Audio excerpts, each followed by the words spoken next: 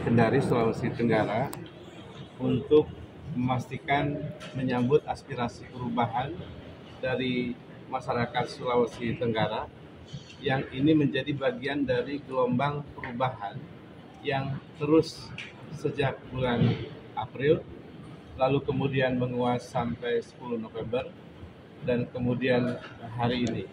Maka kami ingin pastikan bahwa kehadiran kami untuk memastikan bahwa kami menyatakan hidup rakyat.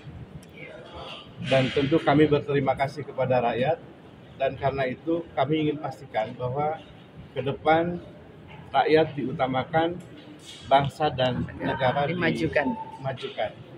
Kami menuntut 3 perubahan yang ingin kami pastikan bahwa ini menjadi tuntutan rakyat. Pertama, memastikan harga sembako turun. 2, berantas korupsi, kolusi, dan nepotisme yang menjadi biang kerok persoalan yang kita alami saat ini. Dan tentu kami ingin memastikan tegakkan 4 pilar kebangsaan, Pancasila, Undang-Undang Dasar 45, NKRI, dan Bhinneka Tunggal Ika.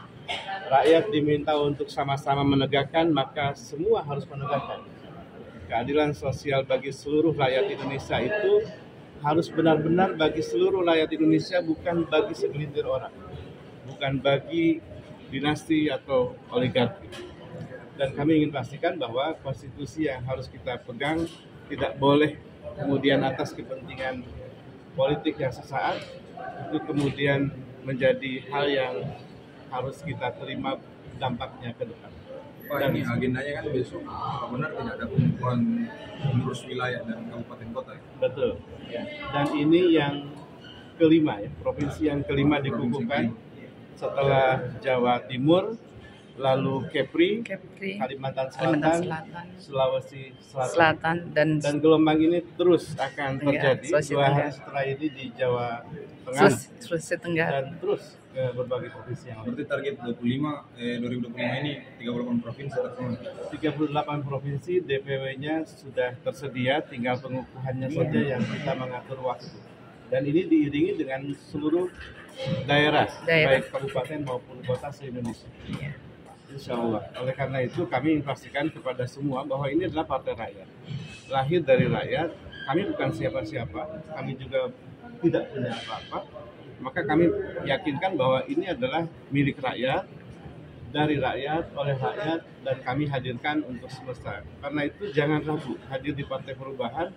Partai Perubahan adalah milik kita semua yang ingin perubahan. Pak, ini terkait organ pemenangan Anies kemarin, semua ini bergabung di Partai Perubahan. Lebih dari itu, karena yang ingin perubahan saya kira juga dulu yang juga pendukung Prabowo, ya, semua, ya. Yang kita sudah melihat seperti apa, dan tentu ini adalah milik semua, baik pendukung Anies, Prabowo maupun Ganjar. Ayo, saat Bapak Ibu tidak punya pilihan pada partai-partai yang ada, maka inilah miliknya, bukan lagi pilihan. Silakan miliki partai ini, dan tentu hadirkan dan pastikan perubahan itu milik kita semua. Kalau untuk terakhir lagi 100 hari pemerintahan Prabowo, seperti apa tanggapan dari Partai Perubahan, Pak? Ya, itu kami ingin sebenarnya memastikan bahwa Prabowo itu bukan hidup yang lain, tapi hidup rakyat. Kami sebenarnya bisa menerima kepemimpinan beliau sebagai presiden, tetapi kami seperti kehilangan harapan pada saat justru Pak Prabowo menyatakan hidup yang lain. Kami justru ingin berterima kasih kepada rakyat, karena kami sebenarnya juga ingin mendukungnya. Tapi kalau terima kasihnya kepada yang lain, apa yang harus kami dukung kembali? Itu Bang, terkait impres presiden terkait apa namanya yang Sulawesi Tenggara, itu pendapat dari terkait apa? Efisiensi anggaran dan malah lagi santer gitu, malah mendirikan BUMN Danantara.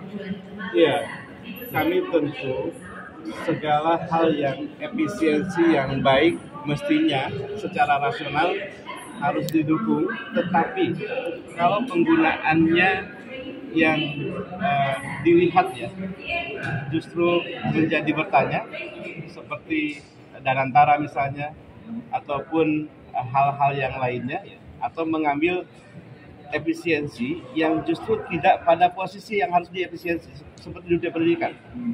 Kan kita punya amanah konstitusi 20%. Ini mestinya tetap dipertahankan. Atau hal-hal yang lain yang kita tidak membuat dampak buruk yang baru. Efisiensi tapi kemudian orang di PHK. Kan ini persoalan baru. Jadi efisiensi adalah solusi, bukan memunculkan masalah baru. Iya.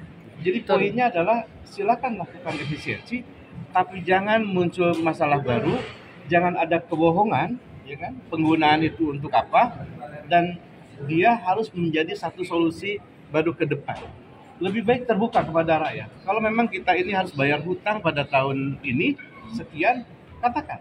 Tetapi juga lihat, ya, apakah itu hutang yang harus kita tanggung dampaknya, sementara yang menikmati keuntungan yang lain atau hal yang lain. Jadi posisi kami ada di posisi rakyat, apapun yang menjadi suara rakyat itu adalah suara Partai Perubahan. Sudah, terima kasih.